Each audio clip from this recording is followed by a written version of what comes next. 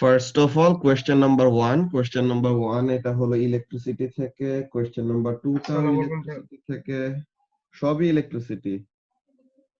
আরো দিবে মনে হয় অ্যাসাইনমেন্ট, না? অ্যাসাইনমেন্ট নাম্বার 1 দিছে এখানে মধ্যে নাম্বার, তো তার মানে আরো কয়টা অ্যাসাইনমেন্ট পরে দিবে। না দিবে দিবে ভাইয়া দিবে। হ্যাঁ, তো সমস্যা নাই, এই যে আমরা দেখ ওগুলো আমরা ওয়েডনেসডে তে জমা দিব, তখন আরেক সেট নতুন করে এই যে ইংলিশ বাংলা আর ওই যে প্রথম সেটে যেটা দিছিল সেটা দিবে, তারপরে আবার এই ফিজিক্স মানে আমাদের এরকম করে আবার দিবে। বুঝতে পারছি, ঠিক আছে, সমস্যা নাই। তো আমরা এরকম উইকলি, যে উইকে ওরকম দিবে এমনি করে মানডেতে এমন একটা সময় আমরা কভার করে ফেলবো, ঠিক আছে? আচ্ছা, সো এখন এখানের মধ্যে আমাদের কাজটা কি, লেটস সি। ফার্স্টে question number 1, an electric vehicle has a rechargeable battery.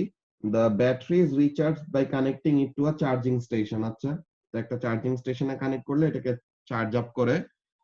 এখন বলতেছে A1 A state the amount of energy transferred when 1 coulomb of charge passes through a potential difference of 385 volt.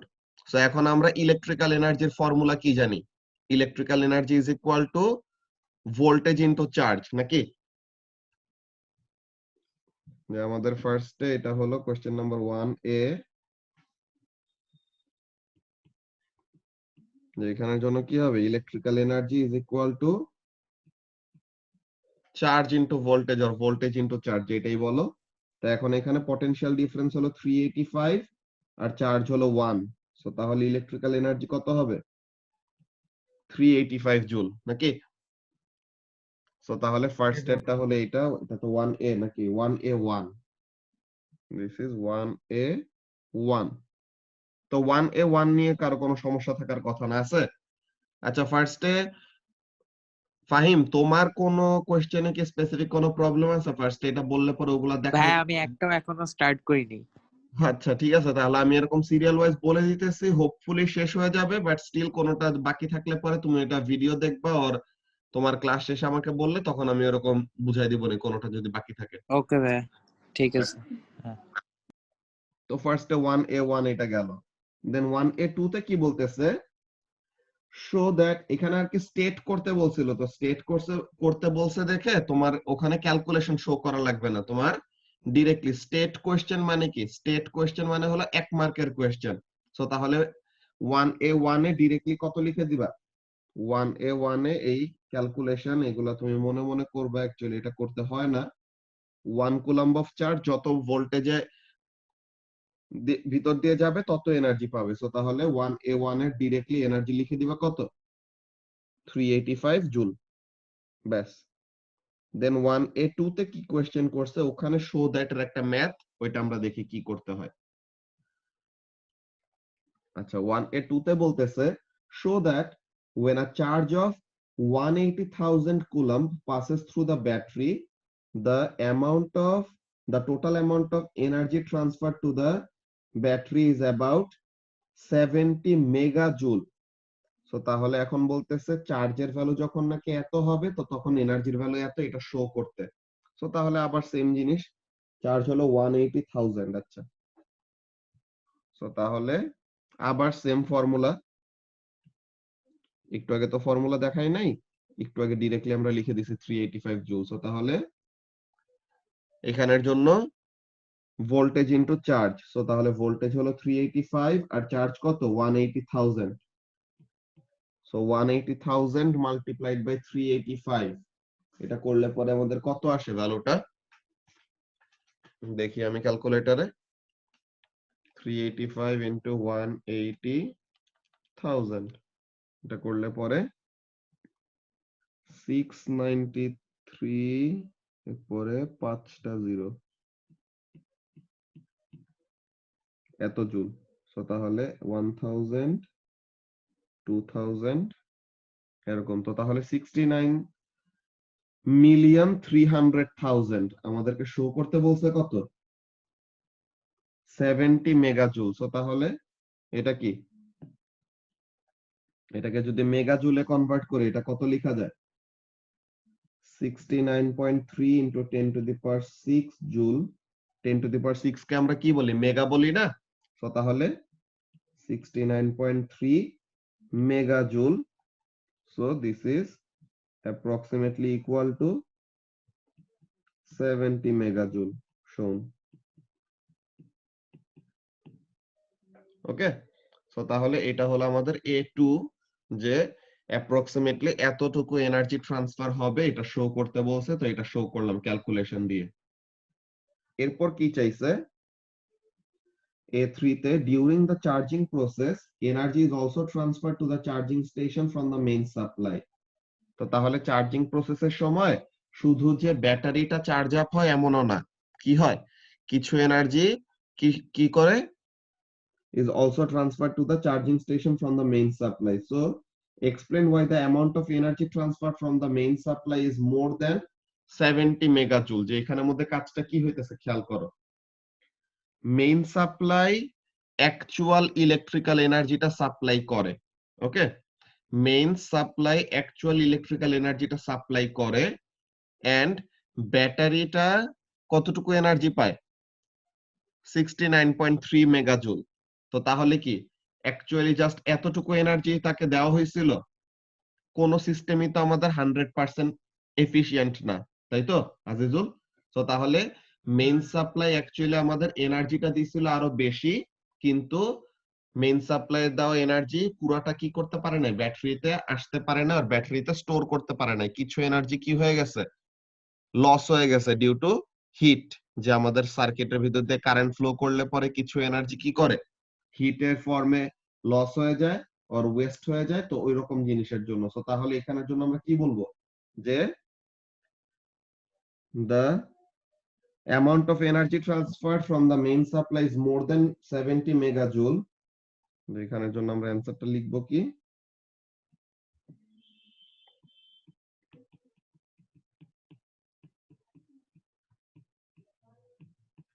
the amount of energy supplied from the main supply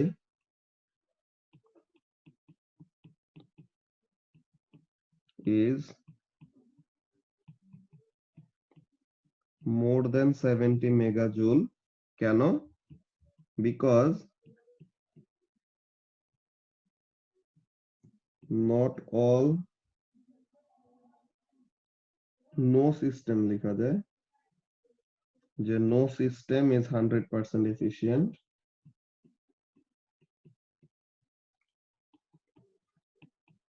No system is 100% efficient। So some of the energy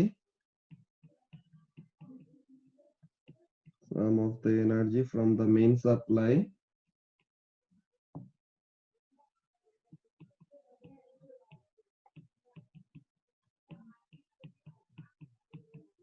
were wasted in other forms,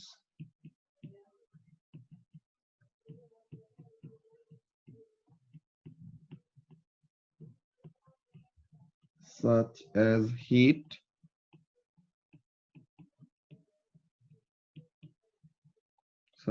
heat দুইবার লিখছি, such as heat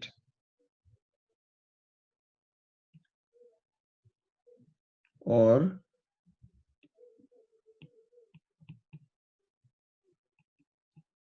got transferred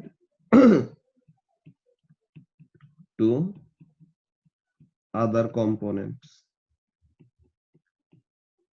যে শুধু charging স্টেশনেই এনার্জিটা না, যে অন্য কোনো কম্পোনেন্টের ভিতর দিয়েও এনার্জিটা কিছু পাস করতে পারে। সো তাহলে চার্জিং স্টেশনটা ইভেন্চুয়ালি পাইছে কত, 70 মেগাজুল। তো তার মানে অ্যাকচুয়ালি সাপ্লাই দেওয়া হয়েছে অফকোর্স অ্যাটলিস্ট 70 মেগাজুল অর এর থেকে বেশি, কিন্তু যা সাপ্লাই দিছে পুরাটাই তো কখনো কোনো সিস্টেম পাইতে পারে না, বিকজ কোনো সিস্টেমই 100% এফিশিয়েন্ট না। তো তাহলে main supply actually energy supply করছে এর থেকে বেশি, কিন্তু আমরা এত বেশি এনার্জি দিছে, তো তাইলে পরে ওই এনার্জি কোথায় গেল, ওই এনার্জি ওয়েস্ট হয়ে গেছে in the form of heat. কেন হয়েছে এটা, বিকজ সিস্টেম 100% এফিশিয়েন্ট না, এমন টাইপের।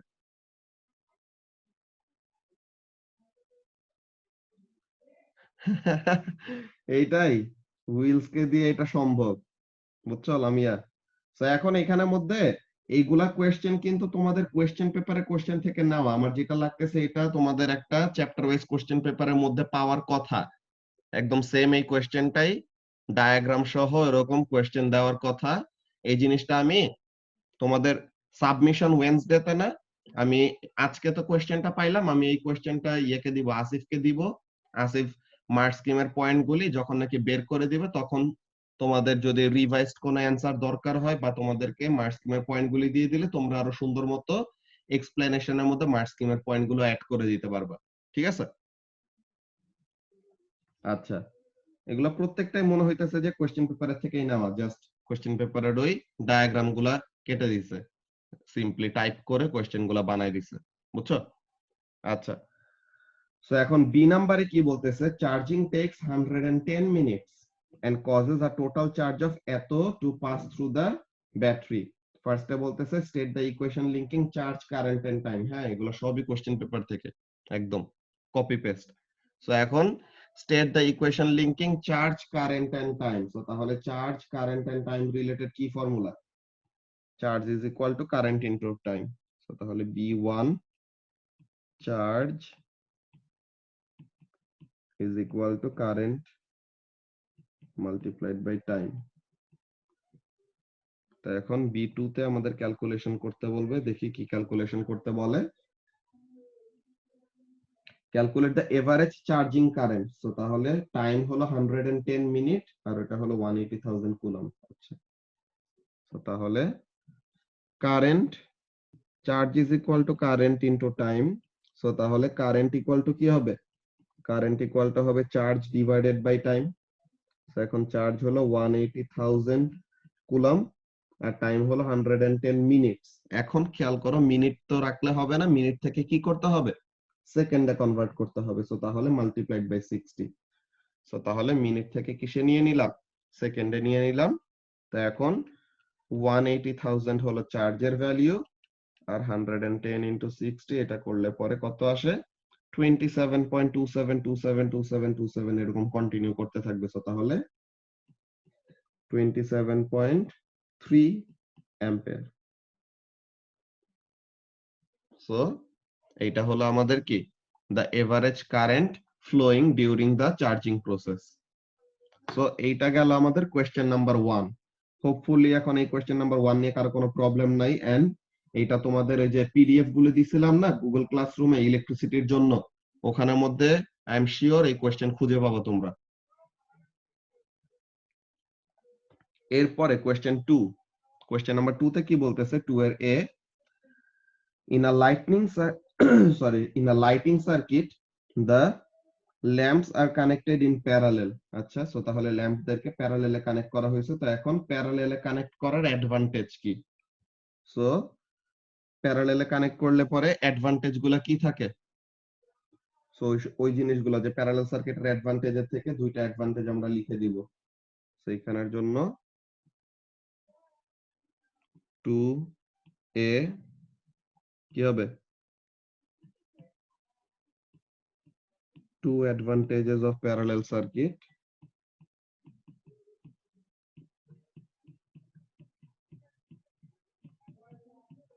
Two advantages of parallel circuit কি কি? একটা হলো components can be turned on and off individually.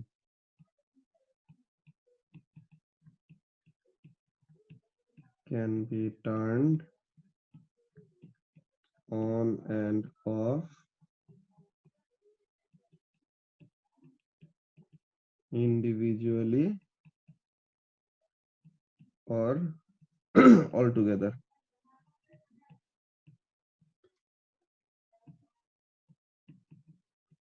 So তাহলে একবারেও বন্ধ করে দেওয়া যায়, আবার কি করা যায়, ইন্ডিভিজুয়ালি অন অফ করা যায়। এখানে কম্পোনেন্ট গুলা কি? So one bulb can stay on even when the other one is switched off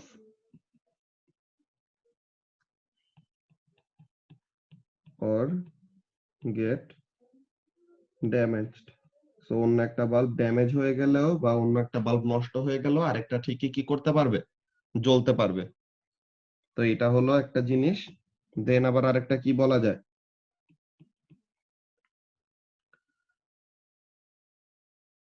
the two bulbs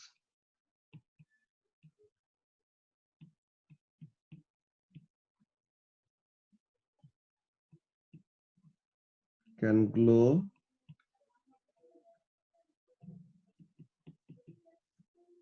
with the same brightness, with the maximum brightness actually,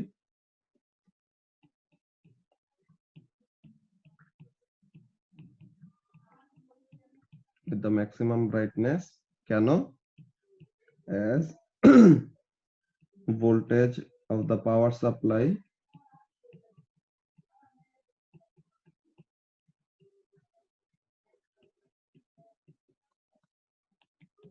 is regenerated for each branch. So তাহলে প্রত্যেকটা ব্রাঞ্চের জন্য voltage আমাদের same থাকবে। So তাহলে দুইটা bulb কি পাবে, ইকুয়াল অ্যামাউন্ট অফ ভোল্টেজ করে তারা পাবে। তো তাহলে এমন একটা ব্যাপার। তো এটা হলো 2 এর অ্যাডভান্টেজ গুলা। এরপরে কোয়েশ্চেন নাম্বার বি তে বলতেছে the lighting circuit is connected to a main supply that provides alternating current. এখন বলতেছে alternating current মানে কি, and you may draw a diagram to help your answer. So alternating current এর মানে কি, এমন একটা কারেন্ট যেটা কি করে, মোর দেন ওয়ান ডিরেকশনে ফ্লো করে। সো তাহলে 2ab কি বলে 2b অল্টারনেটিং কারেন্ট কি, সরি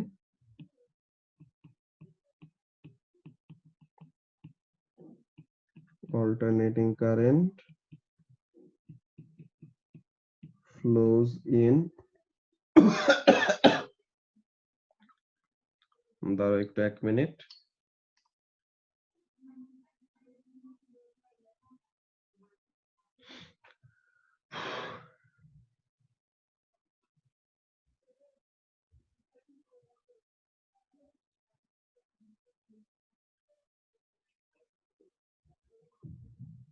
আচ্ছা, সো তাহলে এখানে আমাদের কাজটা কি, alternating current flows in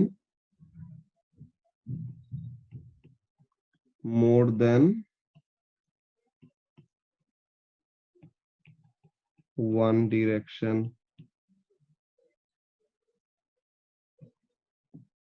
so তাহলে এখানের জন্য কাজটা কি হবে, আমরা যদি ডায়াগ্রামটা ড্র করি,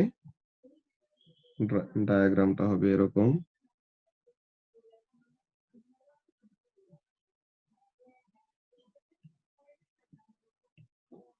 voltage versus time or current versus time, যেটাই তুমি ড্র করো, the graph will be like this, যে সে কি করবে, মোর দেন ওয়ান ডিরেকশনে ফ্লো করতেছে, যে একবার পজিটিভ অ্যাক্সিসে একবার নেগেটিভ অ্যাক্সিসে। সো তাহলে এই জিনিসটা ওকে। তো তাহলে এটা হলো আমাদের 2 এর বি। আর এই অ্যাসাইনমেন্ট নাসরিন মিস দিছে, তো নাসরিন মিস নিজে ও লেভেলস এ লেভেলস পড়ায়। সো তাহলে উনি এগুলা জিনিস বুঝবে, এগুলাতে প্রবলেম করার কথা না। নাসরিন মিস দিছে না এটা? হ্যাঁ আচ্ছা। তো তাহলে এই জিনিসটা। তো এখন কোয়েশ্চেন নাম্বার 3, লাস্ট কোয়েশ্চেন, আমরা এটা দেখি।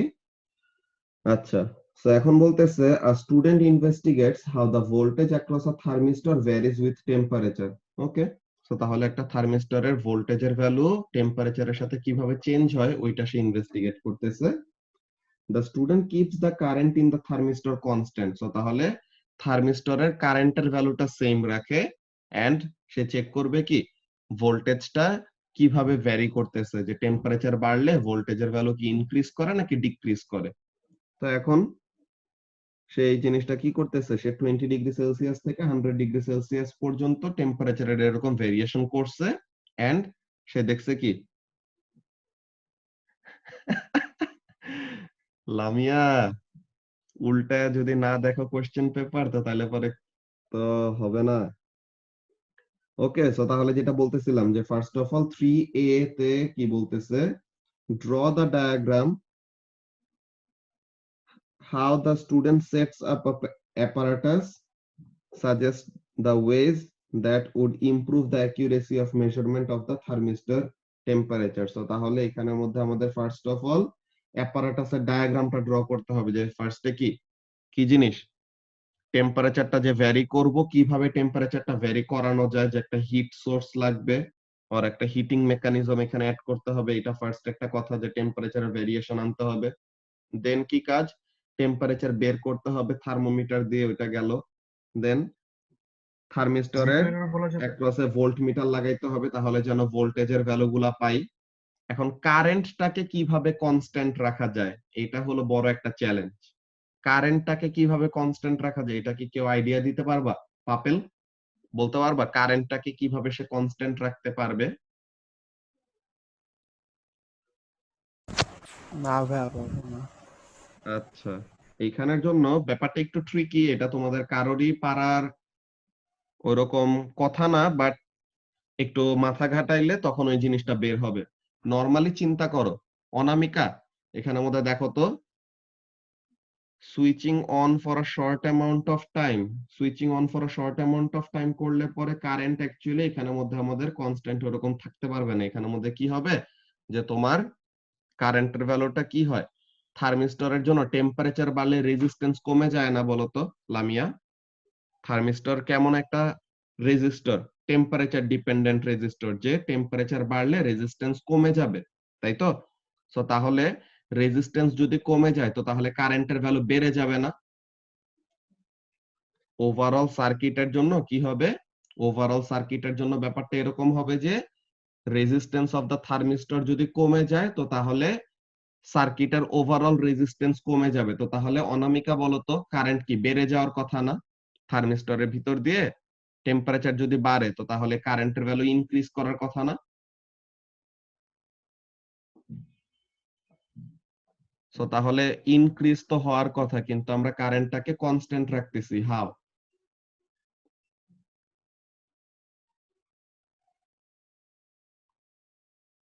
এইখানেই আসবে তোমার ইমিডিয়েট ইন্টেলিজেন্সের যে ব্যাপারটা, যে এক্সাম হলে এরকম অনেকগুলা কোয়েশ্চেন আসবে যেগুলো সবাই পারবা তোমরা, জাস্ট এক দুইটা এরকম কয়টা কোয়েশ্চেন আসবে যেটা অন স্পট তোমার একটা প্রবলেম দেখে ওই সলিউশনটা চিন্তা করতে হবে। ব্যাপারটা তোমাদেরকে বুঝায় বলি, এটা খুবই ইন্টারেস্টিং একটা কোয়েশ্চেন দিছে আর কি।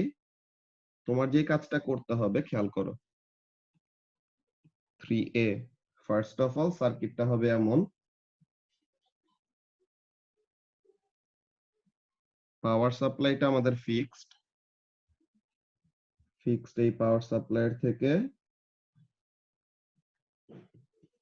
কারেন্ট ফ্লো করবে,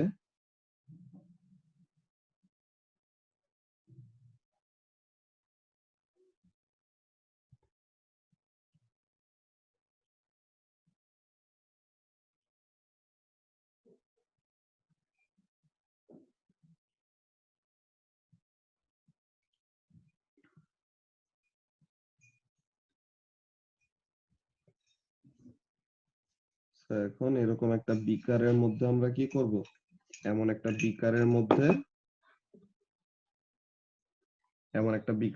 আমরা পানি নিয়ে, যে এরকম একটা বিকারের মধ্যে আমরা পানি নিয়ে ওই পানির ভিতরে কি করব, এই থার্মিস্টরটাকে ডুবায় রাখবো। দেন তার টেম্পারেচারটা বের করব ইউজিং আ থার্মোমিটার, টেম্পারেচার বের করব ইউজিং আ থার্মোমিটার।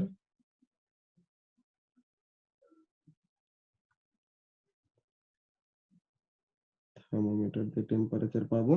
আচ্ছা, so এখন এখানের মধ্যে আরেকটা জিনিস করা হয় না, যে তার কি করা লাগবে, ভোল্ট মিটার অ্যাড করা লাগবে। তাহলে এখানে একটা ভোল্ট মিটার অ্যাড করা লাগবে। এখন চিন্তা করো, সার্কিট ব্রেকার ইউজ করলে কেমন হয়, এমন না, সার্কিট ব্রেকার এখানে এমন না, সার্কিট ব্রেকারের কাজ না। এখানে what we need to use, এটা we need a variable resistor. Okay, আমাদের কি লাগবে? সার্কিটের ওভারঅল কারেন্টটাকে ফিক্স রাখতে হবে। তো ব্যাপারটা চিন্তা করো, তোমাদেরকে বুঝায় বলি যে তুমি যদি সার্কিটটা জাস্ট এইভাবে কমপ্লিট করে ফেলো, তোমার নরমাল আইডিয়া ঠিক আছে যে তুমি পাওয়ার সাপ্লাই দিয়ে ভোল্টেজ দিচ্ছ, অ্যামিটার দিয়ে কারেন্ট মেজার করতেছো, যে কারেন্টটা ফিক্সড আছে না কিনা ওইটা তুমি দেখবা অ্যামিটার থেকে, দেন ভোল্টমিটার দিয়ে ভোল্টেজ মেজার করলা, দ্যাটস ভেরি গুড। দেন তুমি কি করতেছো? বিকারের ভিতরে এরকম পানি নিছো, যে বিকারের ভিতরে এরকম ওয়াটার নিলা, ওয়াটার, বিকার, দেন নিচে তোমার হিট সোর্স আছে, যে একটা বানসেন বার্নার দিয়ে তুমি এরকম বার্ন করবা, এরকম বানসেন বার্নার দিয়ে তুমি বার্ন করবা। বাট এখানের মধ্যে তোমার প্রবলেমটা কোথায়? প্রবলেমটা যেটা বললাম, প্রবলেমটা সবাই একটু প্রথমে বুঝার ট্রাই করো যে এক্সপেরিমেন্টের প্রবলেমটা কোন জায়গাটায়। এক্সপেরিমেন্টের প্রবলেমটা হলো এরকম, টেম্পারেচার যখন বাড়লো তখন কি হবে? থার্মিস্টরের রেজিস্ট্যান্স কমে যাবে, ঠিক আছে? টেম্পারেচার যখন বাড়লো থার্মিস্টরের রেজিস্ট্যান্স কমে যাবে। থার্মিস্টরের রেজিস্ট্যান্স যদি কমে যায় তো তাহলে কি হবে? থার্মিস্টরের রেজিস্ট্যান্স কমে গেলে তার ভিতর দিয়ে কারেন্টের ভ্যালুটা কি করবে? বেড়ে যাবে আগের থেকে। আগে যত কারেন্ট ফ্লো করতো এখন তার থেকে কারেন্ট কি করবে? ইনক্রিজ করবে। কিন্তু এইটা হইতে দেওয়া যাবে না। সার্কিটের ওভারঅল রেজিস্ট্যান্স আমাদেরকে কি রাখতে হবে? কারেন্টটাকে যদি আমরা ফিক্স রাখতে চাই, যে এখানের মধ্যে আমি সাইডে লিখে রাখি, এটা তোমাদের লাগবে না লিখা, বাট তোমাদের বোঝানোর জন্য বলতেছি যে in order to keep the current constant,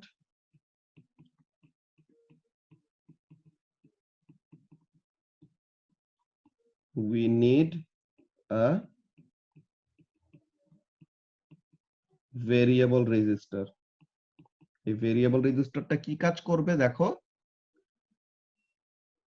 কারেন্টের ভ্যালু যতটুকু কমে গেল অর থার্মিস্টরের রেজিস্ট্যান্স যতটুকু কমে গেছে, আমরা যদি কি করি?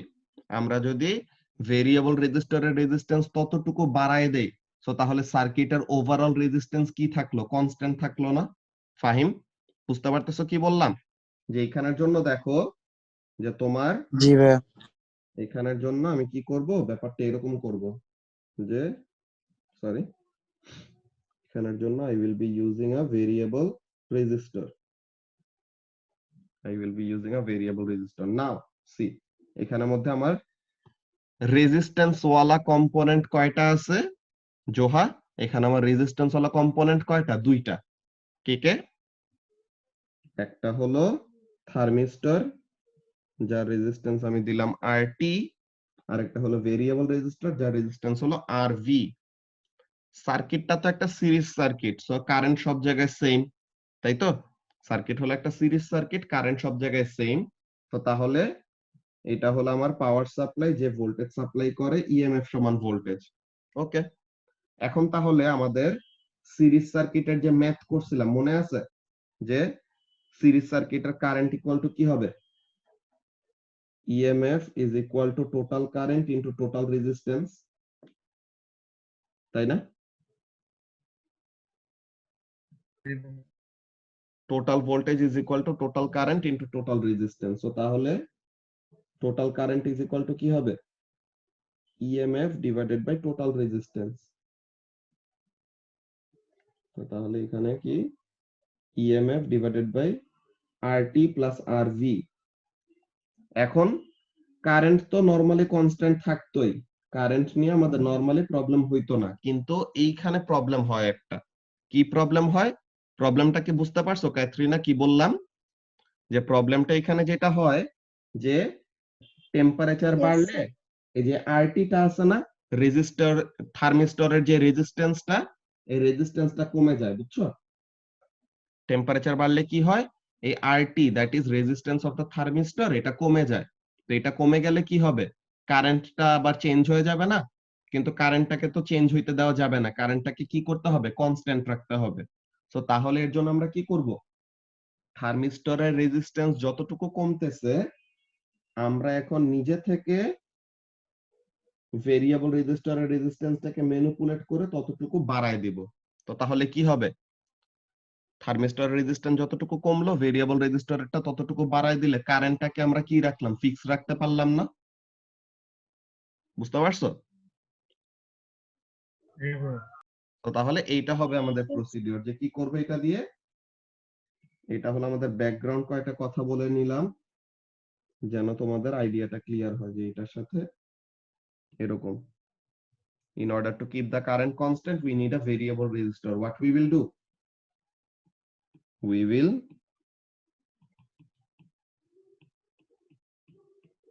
increase the resistance of the variable resistor, increase the resistance of the variable resistor by the same amount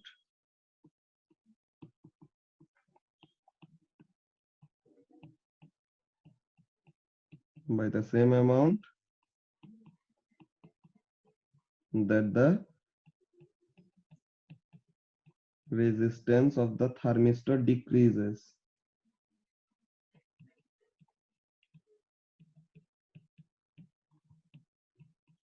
due to increase in temperature. So তাহলে টেম্পারেচার বাড়লে থার্মিস্টরের রেজিস্ট্যান্সটা যতটুকু কমবে, আমরা ম্যানুয়ালি ভেরিয়েবল রেজিস্টার রেজিস্ট্যান্সটা ততটুকু বাড়ায় দিব। ঠিক আছে? Due to increase in temperature. তো সবার কাছে কি আইডিয়াটা ক্লিয়ার হয়েছে কেন এত কিছু বললাম এখানের মধ্যে? কারেন্টটাকে কনস্ট্যান্ট রাখার একটা টেকনিক বুঝাইলাম। ওকে? সো তাহলে এই ব্যাপারটা আমাদের মাথায় রাখা লাগবে। সো তারা আমাদের কাছে অ্যাপারেটাসটা চাইছে। সো এটা হবে আমাদের মেইন অ্যাপারেটাস। কয়েকটা জিনিস এক্সপ্লেনেশন চাইছে সাথে। কি বলছে? Suggest the ways that would improve the accuracy of the measurement of the thermistor temperature. এখন থার্মিস্টরের টেম্পারেচারের ভ্যালুটা অ্যাকিউরেট হওয়ার জন্য কি করা যায়? থার্মিস্টরের টেম্পারেচার ভ্যালুটা অ্যাকিউরেট করার জন্য we can use a stirrer, যে নাড়া দেওয়ার জন্য, যে পানিটা যে হিট করতেছি, ঠিক আছে, বিকারের ভিতরে যে পানিটা আছে এটাকে যে হিট করতেছি, এটাকে হিট করার জন্য যদি আমরা স্টারার ইউজ করি, যে এটা দিয়ে যদি আমরা পানিটাকে নাড়া দেই, তো তাহলে কি হবে? হিটটা অনেক সুন্দর মতো ট্রান্সফার হবে না? থ্রু আউট দ্য ওয়াটার হিটটা ইভেনলি ট্রান্সফার হবে। এন্ড কি করতে হবে? We will have to keep the thermistor close to the thermometer. যে থার্মোমিটার থেকে তো আমরা টেম্পারেচারের রিডিং নিব, সো তাহলে থার্মোমিটারটাকে কি করতে হবে? We have to keep the thermometer bulb as close to the thermistor as possible. বুঝতে পারছো? তো তাহলে এই ব্যাপারগুলা যে কি জিনিস, এই জিনিসটা তোমরা চাইলে তাও সাইড নোটে তোমাদের অ্যানসারের মধ্যেও অ্যাড করে দিতে পারো। বুঝছো? এই জিনিসটা তোমরা চাইলে তোমাদের সাইড নোটে অ্যানসারে অ্যাড করে দিতে পারো। এন্ড যেটা তোমাদের কাছে জিজ্ঞাসা করছে, কি জিনিস? টেম্পারেচারের মেজারমেন্টটা কিভাবে অ্যাকুরেট রাখবা। So in order for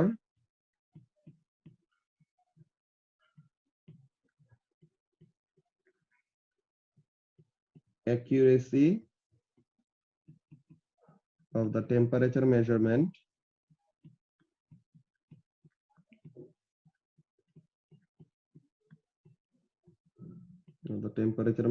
of the thermistor,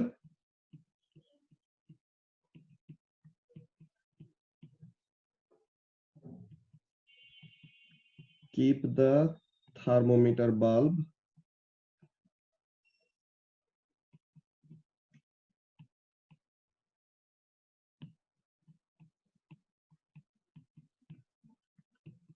close to the thermistor and use a stirrer to spread the heat energy evenly throughout the water.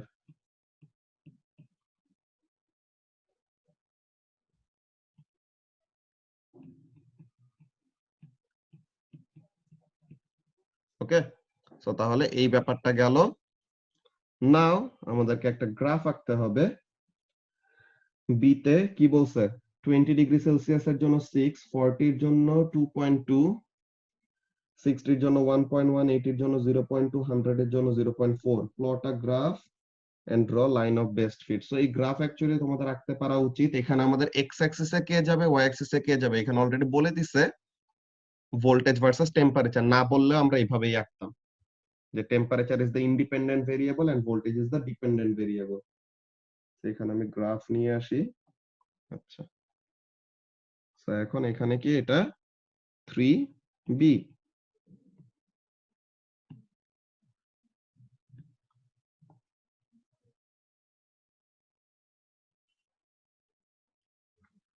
So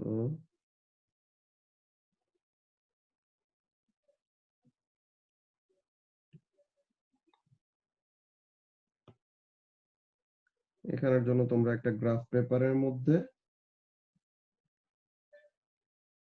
সুন্দর একটা স্কেলিং এরকম করে নিবা। তো ওয়াই অ্যাক্সিসে কি, হ্যাঁ এটা গ্রাফে করে সাবমিট করবা। সো এখানের মধ্যে ওয়াই অ্যাক্সিসে হলো ভোল্টেজ, ইউনিট হলো ভোল্টস, আর এক্স অ্যাক্সিসে হলো টেম্পারেচার ইন ডিগ্রি সেলসিয়াস।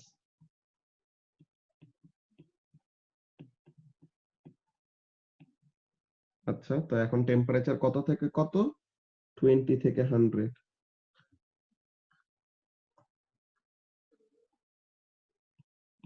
20, 40, 60, 80, 100। আচ্ছা, আর ভোল্টেজ কত, 6 থেকে 0.4 এরকম। আচ্ছা, তো তাহলে ভোল্টেজের জন্য অ্যাক্সিসটা একটু এরকম করা যায় যে কি জিনিস, 1 2 3 4 5 6 6 5 4 3 2 1, এটা হলো 0.5। আচ্ছা, তো এখন 20 ডিগ্রি সেলসিয়াসে হলো 6 ভোল্টস, এরপরে 40 তে হলো 2.2। এইখানে আমার গ্রাফের মাঝখানে ডিভিশন গুলা কম, বুঝছো? এখানে আমি ডিভিশন যদি বাড়াইতে চাই তো তাহলে আর একটু, না এটাই সবচেয়ে বেশি ডিভিশন ওলাটা। তোমাদের গ্রাফে ওখানে ডিভিশন আরো ভালো মতো থাকবে, তোমরা 2.2টা আরো ভালো অ্যাকুরেসিতে প্লট করতে পারবা, বুঝছো? সো দেন 60 এর জন্য কত, 1.1, তারপর 0.2, 0.4। তাহলে এখানে 1.1, 0.2, 0.4। তো 0.2টা হলো আমাদের অ্যানোমালাস রিডিং, যে ওইটা আমাদের বেশি নিচে নেমে গেছে নরমাল ট্রেন্ডের থেকে। তো তাহলে এটা কি হবে,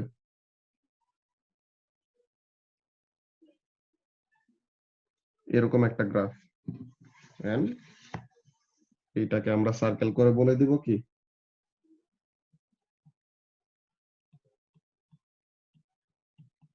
অ্যানোমালাস রিডিং।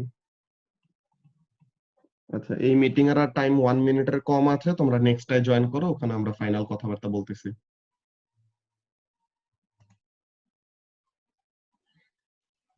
আচ্ছা, সো তাহলে এইটা হবে বেসিক্যালি আমাদের গ্রাফ। অর তোমাকে লাইন অফ বেস্ট ফিট যে আঁকতে বলছে, you can do something like this as well, যে এখানে অ্যানোমালাস রিডিং এর যেহেতু কোনো আমাদের জায়গা দেয় নাই, আমরা এমন টাইপের একটা গ্রাফ আঁকতে পারি। কেমন টাইপের গ্রাফ, একটা বেস্ট ফিট লাইন কি করবে, সবগুলি পয়েন্টের ভিতর দিয়ে যে পাস করতে হবে এমন কোনো কথা নাই, জাস্ট সবগুলি লাইনের কাছাকাছি দিয়ে যাবে এমন টাইপের। সো তাহলে 0.2 এর ভিতর দিয়েও যাবে না, 0.4 এর ভিতর দিয়েও যাবে না, ইন বিটুইন এরকম আমরা একটা লাইন ড্র করব। বুঝতে পারছো? সো যে কোন একটা লাইন এরকম ড্র করতে পারো। মনে হয় স্কুলের জন্য এটা ড্র করলে বেটার, বিকজ অ্যানোমালাস রিডিং এর কোনো ওখানের মধ্যে জায়গা দেয় নাই। বুঝতে পারছো? সো তাহলে this will be the line of best fit. Okay, and যেটা বললাম যে এই কোয়েশ্চেন গুলা অফকোর্স তারা কোয়েশ্চেন পেপার কোয়েশ্চেন থেকেই দিছে, আমি এই অ্যাসাইনমেন্টের কোয়েশ্চেন গুলো আসিফের কাছে ফরওয়ার্ড করব, দেন ওকে বলবো যেন মার্ক স্কিমের যে পয়েন্টস গুলি আছে, যে অ্যান্সার গুলি, ওগুলা যেন এরকম লিস্ট করে দেয়। তাহলে তোমাদেরকে ওটা ফরওয়ার্ড করে দিব গ্রুপে। তোমরা সাবমিট করার আগে ওই অ্যান্সার গুলির সাথে মার্ক স্কিমের পয়েন্ট গুলি মিলায় দেখবা। তো তখন তোমাদের কাছে একটা এভিডেন্স থাকবে যে এখানে তো এডএক্সেলই নিজে এই অ্যান্সার গুলো অ্যাপ্রুভ করছে, সো এই অ্যান্সার তো আর কাটতে পারবে না। বুঝতে পারছো মিথিলা? হ্যাঁ ভাইয়া। ওকে, সো তাহলে কারো কি আর কোনো কোয়েশ্চেন আছে এই অ্যাসাইনমেন্ট রিলেটেড তোমাদের প্রবলেম? না ভাই। ওকে, সো তাহলে অ্যাসাইনমেন্ট রিলেটেড যদি কোনো প্রবলেম না থাকে, দেন আমরা এখানের মধ্যে মিটিংটা এন্ড করব। এই রেকর্ডেড ভিডিওটা তোমাদেরকে দিয়ে দিবনি গ্রুপে। ওকে, কেউ যদি মিস করে থাকো আর কারো যদি মাঝখানে কোনো কিছু বুঝা নিয়ে প্রবলেম থাকে, দেন এই ভিডিও দেখে আবার রিক্যাপ করতে পারবা। এন্ড এই আসিফের অ্যান্সার গুলো গ্রুপে আমি ফরওয়ার্ড করে দিব। অলরাইট,